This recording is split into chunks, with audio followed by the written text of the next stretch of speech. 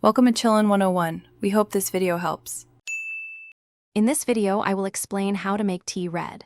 First, understand that red tea often refers to black tea, which gets its color from oxidation. We'll explore various methods to achieve a beautiful red infusion, whether you're using traditional tea leaves or herbal options.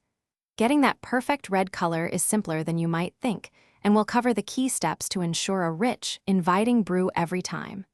Let's dive into the details. To start, your choice of tea base is crucial for achieving a red color.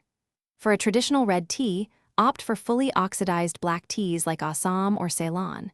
If you prefer an herbal option, rooibos is an excellent choice, known for its naturally reddish hue and earthy flavor. For a vibrant, tart red, hibiscus flowers are perfect, offering a striking color and a refreshing taste. Each option provides a distinct red experience. Brewing correctly is key to maximizing the red color.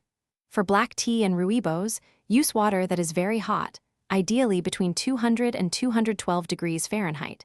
Steep black tea for about 3 to 5 minutes. This allows the color to fully develop without becoming bitter. For rooibos or hibiscus, a longer steep of 5 to 7 minutes will yield a more intense, red, and richer flavor. Don't rush the process. Once brewed, there are simple ways to enhance your red tea. A squeeze of lemon or a few fresh berries can naturally brighten the red color and add a refreshing zest.